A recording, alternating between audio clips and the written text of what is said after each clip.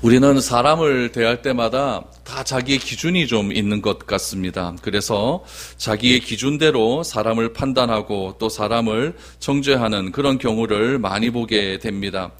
우리가 항상 생각해야 될 것은 무엇이냐면은 내 기준대로 그렇게 사람을 판단해서는 안 된다라고 하는 사실을 우리는 늘 언제나 기억을 해야 됩니다. 하나님은 우리를 판단할 때에 우리의 행동을 보고 그렇게 사람을 판단하지 않습니다. 하나님께서 판단하시는 우리의 삶의 모습은 우리의 중심입니다. 우리를 중심으로 판단한다는 이야기죠. 왜 그러냐면은 내가 죄를 지었기 때문에 죄인이 아니라 죄인이기 때문에 죄를 짓기 때문에 그렇습니다. 따라서 성경은 누구나 죄인이라는 사실에서 출발을 하게 되는 것이죠. 우리가 죄인이기 때문에 내 눈에 비친 다른 사람의 죄를 가지고 선악을 판단하지 말아야 할 것을 그래서 성경은 강조하고 있는 것입니다.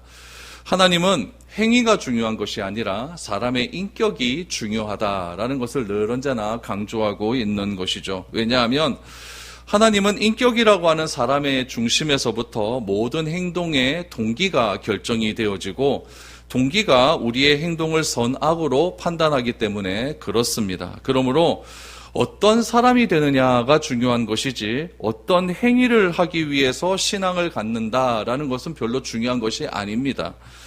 여러분, 동기를 중요하게 생각하지 않고 행동만 바꾸려는 사람을 우리는 무엇이라고 이야기하냐면 종교인이라고 이야기합니다. 동기가 중요하지 않고 행동만 중요하다라고 말하는 사람들, 예수님께서 계셨을 때에 이런 부류의 사람들이 있었죠. 대표적인 사람들이 바리새인들이었습니다. 바리새인들의 하는 행동들은 늘 언제나 좋았습니다. 그들은 사람들 보기에 금식도 하고 기도도 하고 구제도 하며 참 많은 일들을 했죠. 그러나 그의 동기가 어떠했습니까? 굉장히 불순했죠.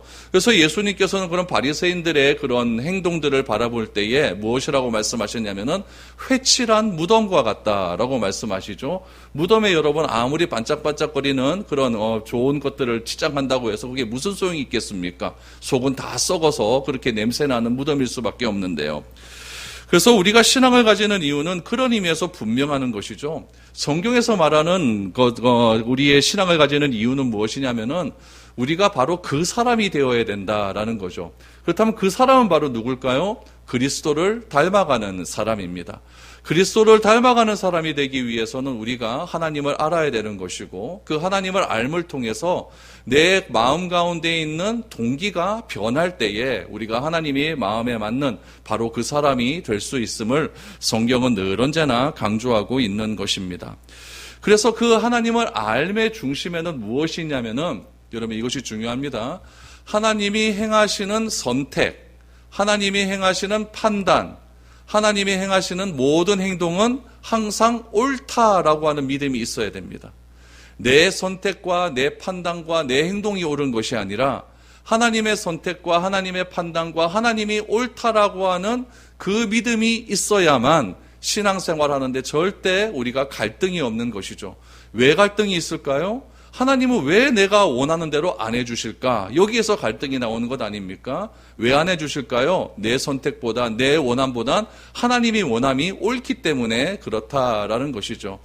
오늘 이런 이야기를 여러분들과 한번 해보았으면 좋겠습니다. 오늘 말씀 속에서 금송아지 사건에 대한 이야기가 나오는데 금송아지 사건 이후에 어떤 일이 있었는가에 대한 이야기가 나옵니다. 어떻게 보면은 이 금송아지 사건 이후에 하나님께서 굉장히 진노하시지 않습니까? 그 진노 이후에 하나님께서 행동하시고 선택하시는 그런 판단들을 보면 우리 사람의 입장에서 보면 굉장히 서운합니다. 굉장히 섭섭해요. 그러나 하나님께서는 그 일을 이루어 가신다는 이야기죠. 왜 그럴까요? 하나님께서는 행하시는 모든 일은 선하시기 때문에 그렇습니다. 선한 목적으로 우리를 끌고 가시려고 때로는 우리를 섭섭하게 하실 때도 있다라는 이야기죠. 그것을 받아들여야만 내 신앙에 전혀 갈등이 없다라는 것이죠. 올해 한 해를 여러분 가만히 생각해 보면은 내 신앙에 갈등이 있었던 이유는 무엇이냐면은 내 생각과 하나님의 생각이 자꾸 다르기 때문에 그래요. 다르니까 우리가 하나님께 포기를 하지 못하고 자꾸 하나님 앞에 내 고집과 주장을 하다 보니까 자꾸 갈등이 생길 수밖에 없다는 이야기죠. 오늘 본문 말씀을 통해서 이 말씀을 우리가 잘 한번 들으시고 이제 새해에서는 이런 갈등이 좀 사라졌으면 좋겠습니다. 그래서 모든 말씀, 하나님이 행하시는 모든 선택에는 틀림이 있다 없다? 없다라는 사실을 딱 기억하시고 내가 하나님의 말씀에 전적으로 순종하는 그런 믿음의 한 해가 되었으면 좋겠습니다 라고 이렇게 고백할 수 있는 그런 시간이 되었으면 좋겠습니다. 오늘 우리 본문 말씀의 배경 말씀을 우리가 한번 살펴보았으면 좋겠는데, 금송아지 사건이 일어났습니다. 금송아지 사건 속에서 하나님께서 너무너무 진노하시면서 백성을 싹 진멸하라고 하시죠. 그때 모세가 한 기도를 우리가 잘 알 겁니다. 그 기도의 내용을 좀 살펴보아야 됩니다.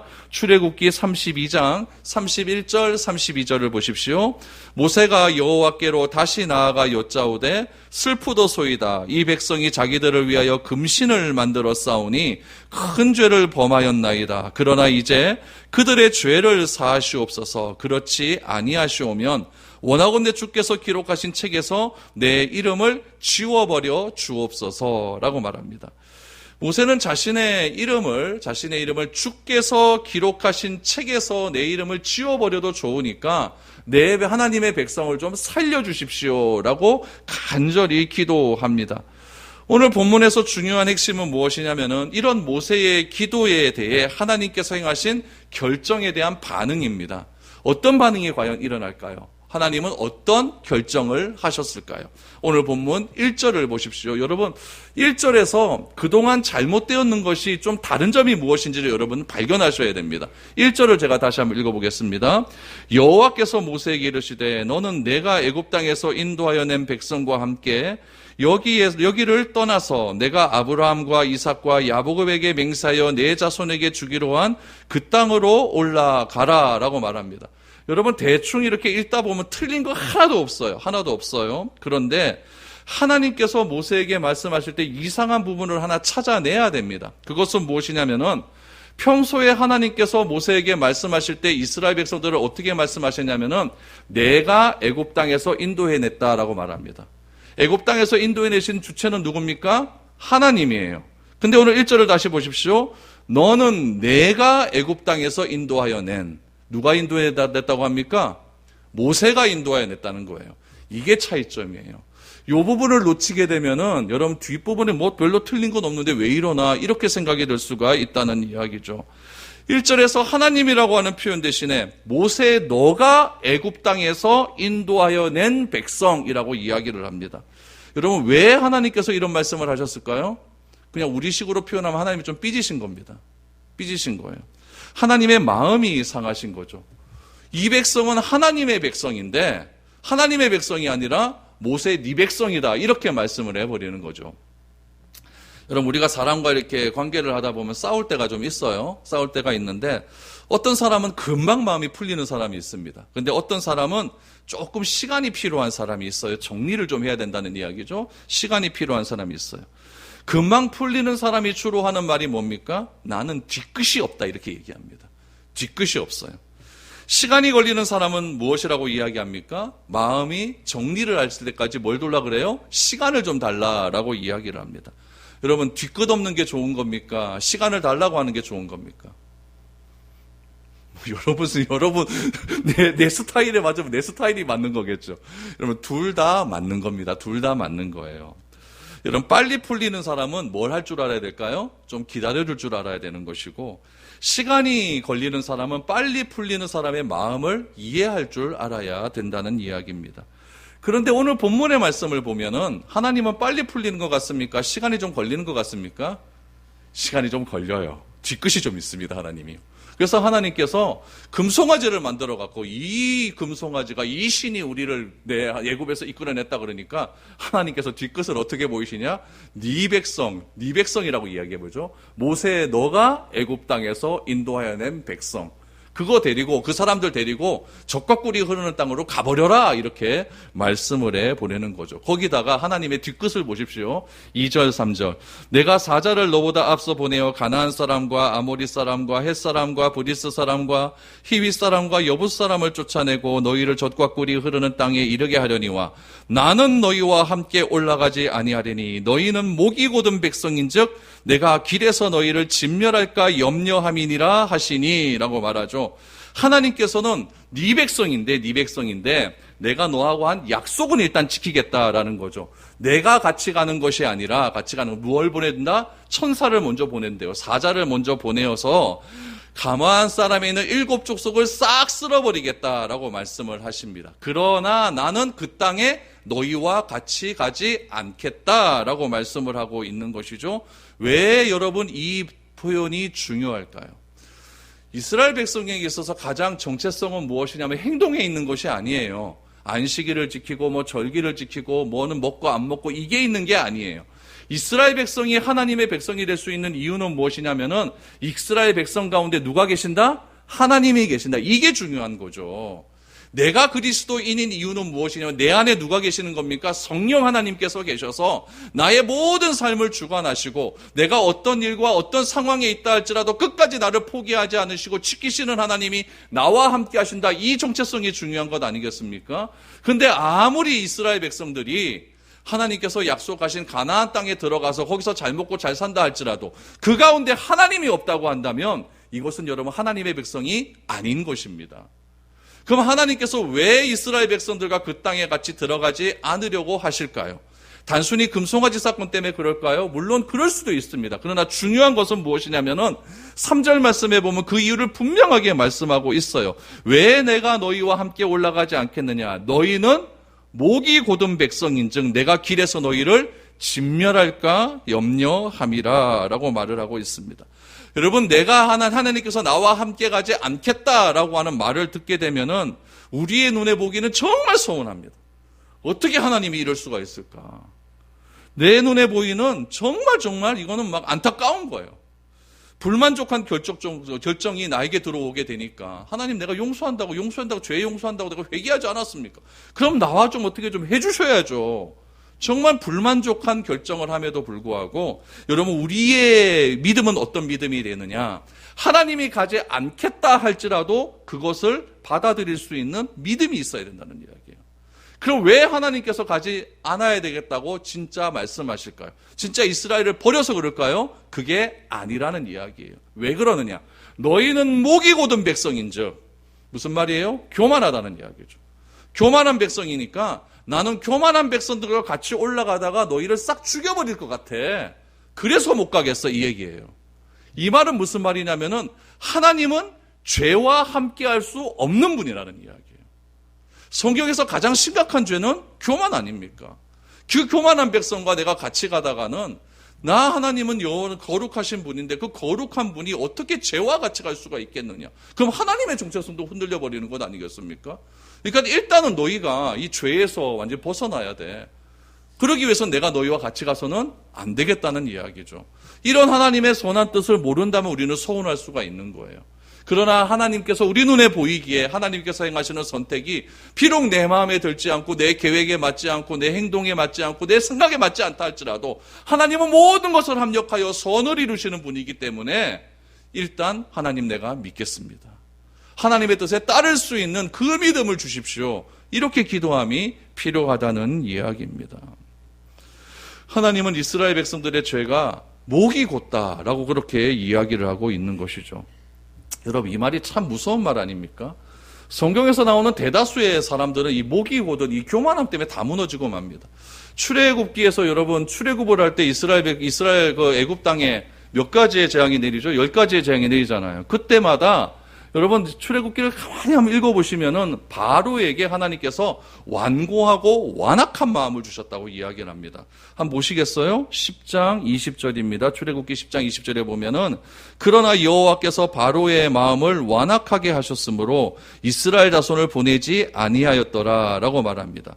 10가지 재앙 소개할 때 7번 나와요. 완악하고 완강하게 했다. 그럼 여러분 가만히 생각해보면 바로는 완강하고 완고하지 않은 것 같은데 하나님께서 바로를 그렇게 만드셨기 때문에 바로가 완고하고 완강하게 됐다. 이렇게 생각하면 오해라는 이야기예요. 아니에요. 하나님께서 바로에게 이런 마음 안 주셔도 이 바로는 완악하고 완고한 인간입니다. 아니, 안 그래요? 맞아요. 하나님께서 왜 바로에게 이런 마음을 주실까요? 잔소리하는 거예요. 회개할 수 있는 기회를 주는 거죠. 바로조차도 회개할 수 있는 기회를 허락하여 주시어서 그가 하나님께로 회복할 수 있는 그런 시간적 여유를 주시는 거예요. 왜 하나님께서 지금 오시지 않을까요? 내가 회개할 수 있는 시간을 벌어주시는 거예요.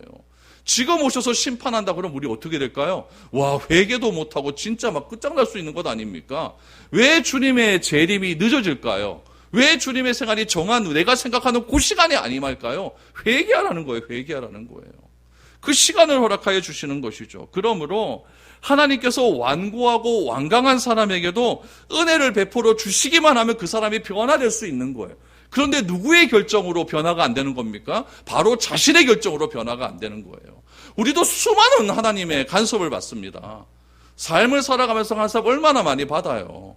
하나님의 어떤 말씀도 듣잖아요. 설교를 통해서 기도할 때마다, 여러분 찬양할 때마다, 차 타고 갈 때 기독교 방송 많이 듣잖아요. 그럴 때마다 하나님의 간섭하심이 나에게 자꾸 들어와요.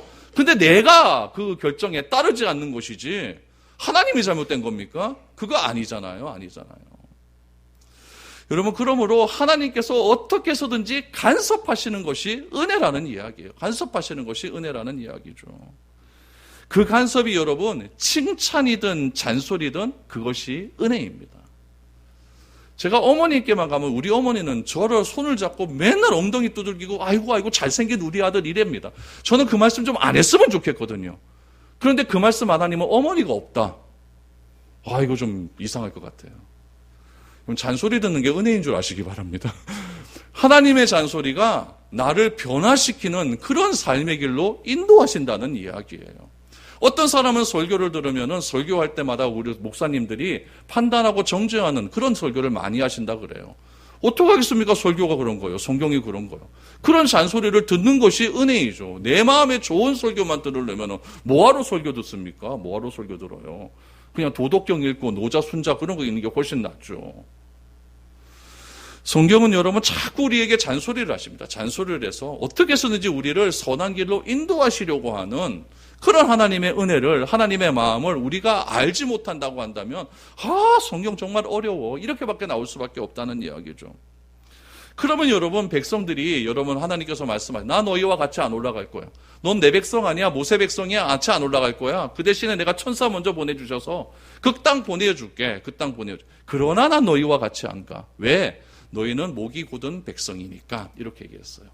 그럼 백성들이 그 말을 듣고 잔소리를 받아들였을까요? 안 받아들였을까요? 받아들이게 됩니다.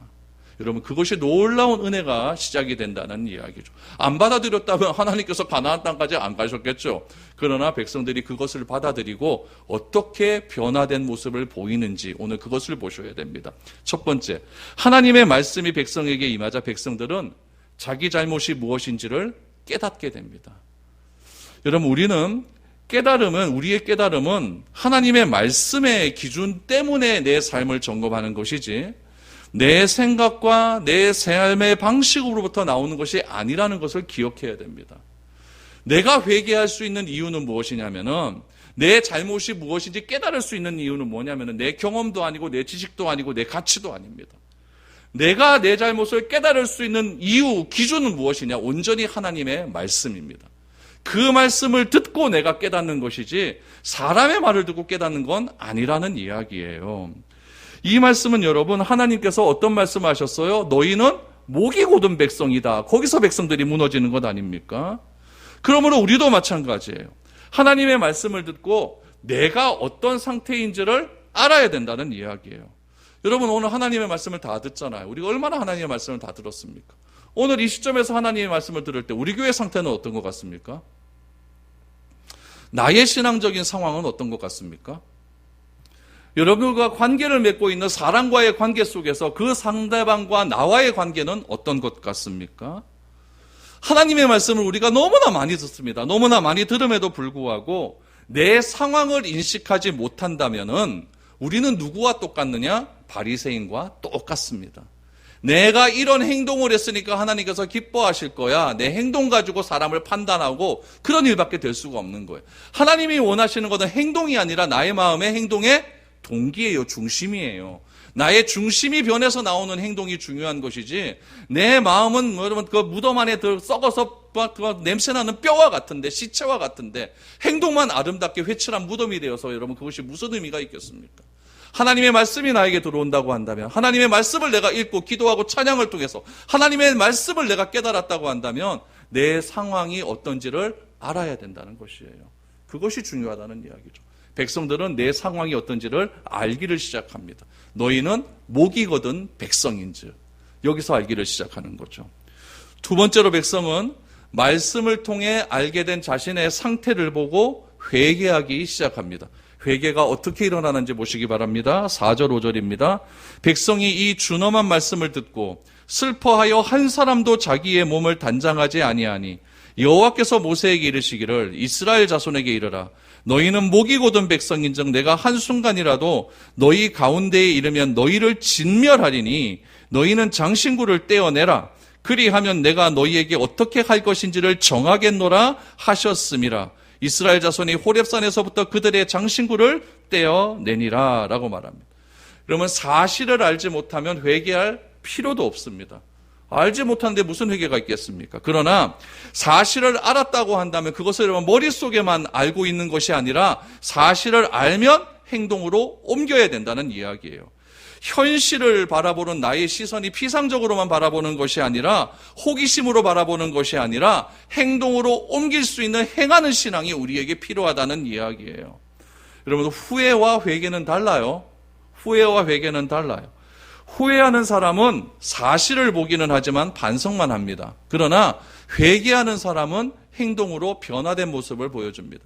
성경에 보면 회개와 후회에 대해서 여러 가지로 나와 있지만 제가 아무리 찾아봐도 이 본문 말씀처럼 회개와 후회를 정확하게 정리한 성경 말씀은 없습니다.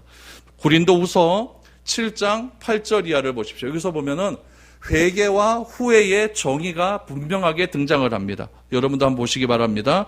그러므로 내가 편지로 너희를 근심하게 한 것을 후회하였으나 지금은 후회하지 아니함은 그 편지가 너희로 잠시만 근심하게 한 줄을 알미라. 왜 후회합니까? 여러분, 후회는 잠시만 근심하는 거예요. 후회는 잠시만 근심하는 거예요. 내가 지금 기뻐함은 너희로 근심하게 한 까닭이 아니요 도리어 너희가 근심함으로 회개에 이른 까닭이라. 너희가 하나님의 뜻대로 근심하게 된 것은 우리에게서 아무 해도 받지 않게 하려 함이라. 하나님의 뜻대로 하는 근심은 후회할 것이 없는 구원에 이르게 하는 회개를 이루는 것이요 세상 근심은 사망을 이루는 것이니라 라고 말합니다. 참된 회개의 정의가 무엇입니까? 후회는 잠깐 근심이에요. 내가 왜 그랬을까? 잠깐 근심이에요. 참된 회개는 무엇입니까? 하나님의 뜻대로 근심함으로 변화를 받아 어디에 이른다? 구원에 이른다는 거예요. 이것이 회개입니다. 근심은 잠깐 내가 하는 근심이지만 후회는, 회개는 무엇이냐? 변화를 받아 구원에 이르게 하는 그런 일이 일어나게 된다는 이야기죠. 여러분, 이스라엘의 경우를 한번 보십시오. 오늘 본문의 이스라엘의 경우를 보면은 회개는 단순히 하던 일을 멈추고 그렇게 하지 말아야겠다라고 생각한 것이 아니에요. 얘들은 후회한 것이 아니에요. 철저하게 회개하기 시작을 합니다. 그 회개의 결단이 어떻게 나느냐? 자기 몸을 단장하지 않겠다, 이런 것으로 나타난다는 거예요. 그래서 자기 몸을 단장하지 않겠다라고 하는 표현으로서 무엇을 하느냐? 장신구를 떼기 시작을 합니다. 그럼 장신구라고 하는 건 뭐냐면은 나는 이렇게 생겼는데 나를 좀 더 아름답고 빛내 보이게 하는 것이 장신구입니다. 제가 이렇게 있는 것보다 제가 눈썹 좀 그리고 메이크업 좀 하고 오면 훨씬 더 잘 나비겠죠. 그러나 별 차이는 없겠지만, 여러분, 우리 여성분들도 반지를 끼거나 또 화장을 하거나 또 얼굴 좀 고치거나 귀걸이도 하고 이러면 훨씬 더 아름다워 보이는 것 아닙니까? 이런 것들이 장신구라는 거예요. 여러분, 그 당시에 장신구는 뭡니까? 코걸이, 귀걸이, 반지, 목걸이 이런 것들 아니었어. 팔찌, 발찌 이런 것들이 다 금으로 만든 겁니다. 여러분, 우리는 물건을 살 때 디자인도 보고 가격도 보지만 가장 중요하게 보는 건 뭐예요? 브랜드입니다. 이게 어떤 브랜드가 있느냐? 왜 좋은 브랜드를 가지려고 하죠? 그 브랜드를 내가 소유하게 되면 그 브랜드가 나의 가치를 높여줄 것이라고 생각하기 때문에 그렇습니다. 여러분, 장신구가 나의 아름다움을 드러내고 나의 가치를 높여줄 것으로 생각하는 것이 장신구입니다. 그러니까 장신구라는 것은 나라고 하는 사람이 있는데 이 나를 더 돋보이게 만드는 것이 장신구라는 거예요. 그런데 성경은 결정적인 순간에 하나님과의 만남에 있어서 어떤 결단을 요구하느냐? 장신구를 뗄 것을 요구합니다. 한 군데 더 볼까요? 야곱이 베델로 올라가기 전에 어떤 행동을 했는가? 창세기 35장 3절에서 5절입니다. 우리가 일어나 베델로 올라가자. 내가 환난 날에 내게 응답하시며 내가 가는 길에서 나와 함께 하신 하나님께 내가 거기서 제단을 쌓으려 하노라 하매 그들이 자기 손에 있는 모든 이방 신산들과 자기 귀에 있는 귀고리들을 야곱에 주는지라. 야곱이 그것들을 세겜 근처 상수리 나무 아래에 묻고 그들이 떠났으나 하나님이 그 사명 고울들로 크게 두려워하게 하셨으므로 야곱의 아들들을 추격하는 자가 없었더라. 결정적인 위기의 순간에 야곱이 우리가 베델로 올라가자. 그 베델로 올라가서 하나님을 만나자. 그 하나님은 내가 어렵고 곤교할 때에 나와 함께 하셨던 그 하나님이다 라고 했더니 사람들이 다 장신구를 떼기 시작합니다. 그리고 그것을 상수리 나무 앞에 묻고 베델로 올라갈 때에 야곱을 추격하는 자가 없었다라고 이야기를 하고 있습니다. 하나님이 모세를 처음 만났을 때 모세에게 무엇을 벗어라? 신을 벗어라 라고 말을 합니다. 신은 무엇입니까? 그 사람의 정체성을 이야기하는 거예요. 신발 신고 어디 가잖아요. 어디에 서 있는 것, 그것이 여러분 교회에 신발 신고 오지 않았습니까? 여기에 있는 것 그리스도인이라고 하는 정체성 아니겠습니까? 하나님께 나아갈 때는 어떻게 나아가야 되느냐? 나를 꾸미고 나가는 것이 아니라 나를 꾸민 모든 것을 내어버리고 내 있는 모습 그대로 나오라는 거예요. 그것이 장신구를 떼어라 라고 하는 의미죠. 그렇다면 여러분 오늘날의 장신구는 뭘까요? 오늘날의 장신구. 저는 아무리 생각해봐도 오늘날의 장신구는요 화려한 이력입니다. 이력들이요. 스펙 쌓으려고 얼마나 노력 많이 합니까? 이것들이 나를 돋보게 하는 장신구입니다. 나의 직업과 나의 살아온 삶의 자랑이 나의 장신구입니다. 이런 것들을 남 앞에서 소개하면 나를 보는 기준이 달라질 것이라고 생각을 하는 것이죠. 그래서 우리는 스펙과 경력을 늘리는데 시간을 많이 허비를 하게 되는 거죠. 이런 명함에 별 것을 다 적어놓는 그런 분들이 있습니다. 목사 그러면 뭐 어떤 교회 담임 목사라고 하면 되는데 그 뒷장을 보면요. 이야 진짜 많아요. 진짜 많아요. 진짜 많아요. 저는 이분이 그래도 동장 이런 것까지 왜 적어놓나 이렇게 생각해요. 이런 모든 것들이 장신구이기 때문에 그렇습니다. 나라는 존재는 여러분, 서상진이라고 하는 존재는 이 양복을 벗어도 서상진입니다. 화려하게 장식해도 서상진이고 포장해도 나는 나일 뿐이에요. 제가 사고를 당했습니다. 사고를 당해서 어떻게 하다가 제가 조금 불구가 되었어요. 그 불구가 되었다고 해서 내가 내 서상진이라고 내 정체성이 없어집니까? 아니에요. 내가 망해도 서상진이고 내가 잘 돼도 서상진입니다. 내가 이 땅에 출생했다는 것 자체가 하나님께서 내가 서상진이라는 것을 증명하신 그 사건이에요. 하나님이 출생하게 해주신 것 아닙니까? 그때부터 내가 서상진이 된 거지 내가 뭘 화려하게 장식하고 내가 뭘 했다고 해서 내가 아니라는 이야기예요. 그러므로 평생 살아가면서 여러분 내가 나라는 사실을 증명하는 것에서 자유하면 그것이 구원입니다. 그런데 인간은요 이 장신구를 하나 더 달려고 평생을 허비하고 삽니다. 하나님께서 나를 건져주셔서 나를 사랑하시고 내 이름을 하나님의 손바닥에 새겨서 늘 언제나 내 이름을 불러주신다고 말씀해 주시고 하나님을 내가 아버지라고 부를 수 있는 특권을 허락해 주셨습니다.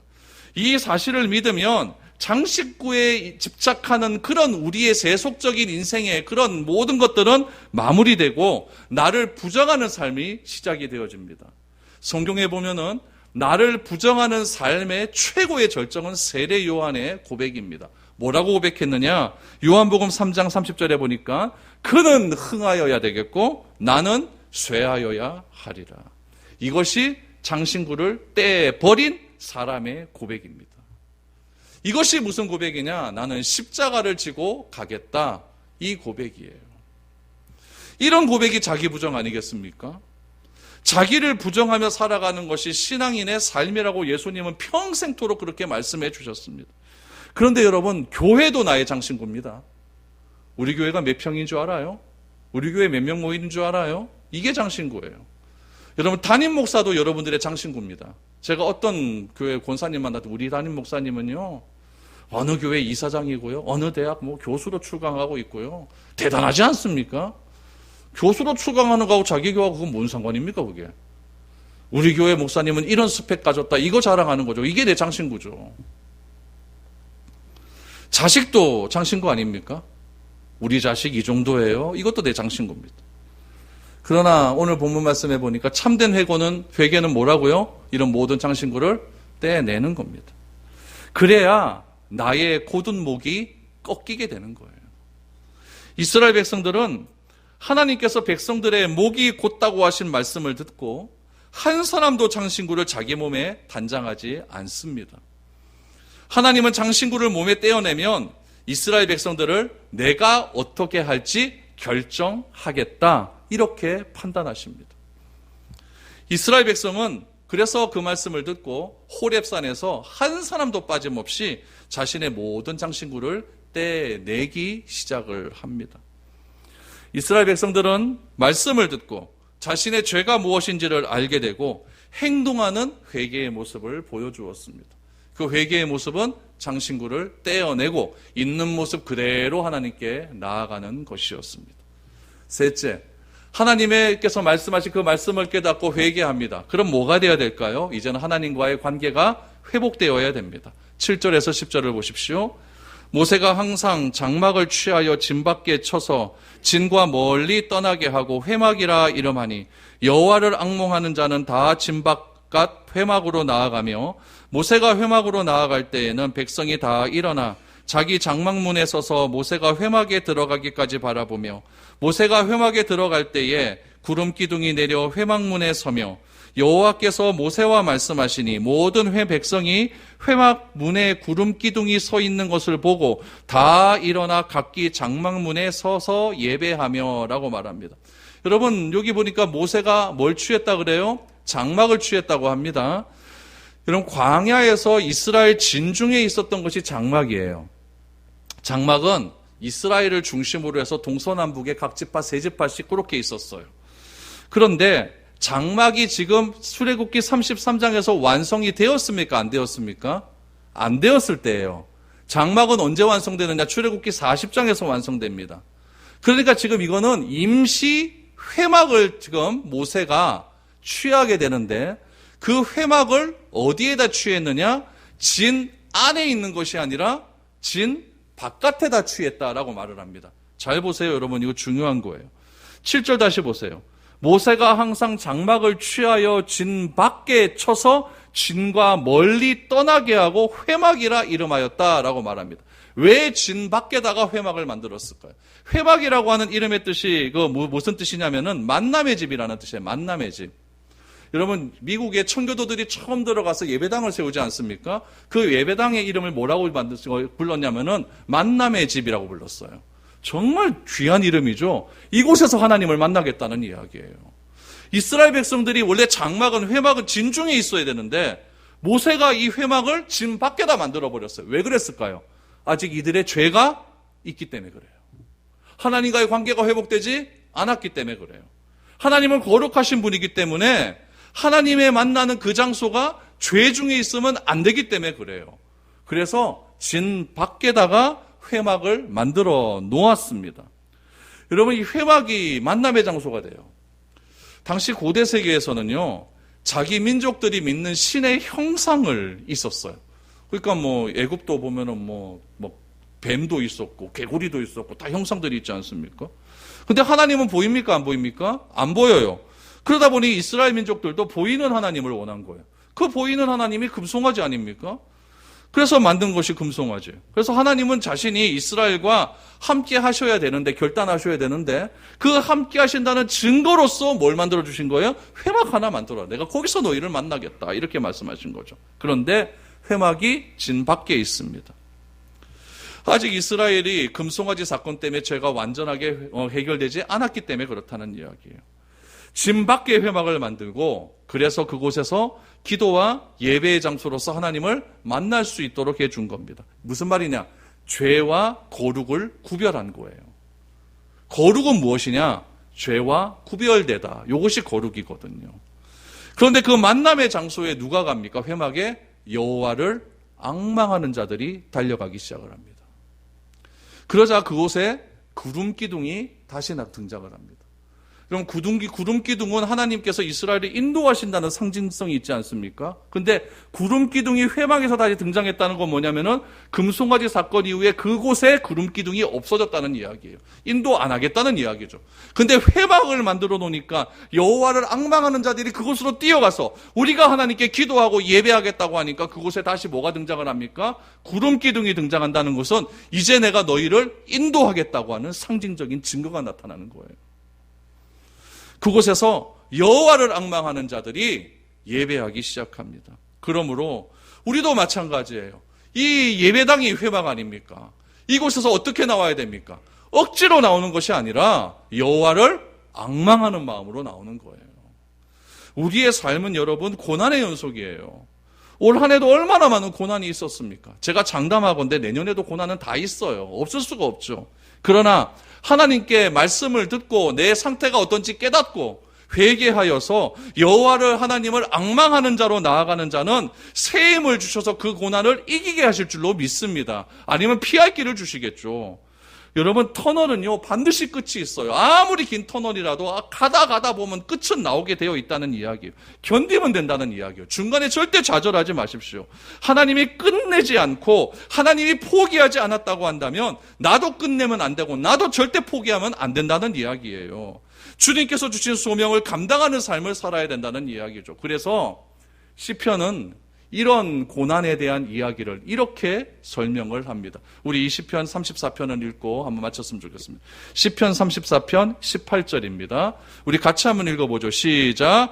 여호와는 마음이 상한 자를 가까이 하시고 충심으로 통회하는 자를 구원하시는도다. 아멘. 마음이 상한 자를 가까이 하시고 통회하는 자를 충심으로 통회하는 자를 구원하시는도다. 저는 2024년에 여러분들에게 이런 은혜가 있기를 축복합니다.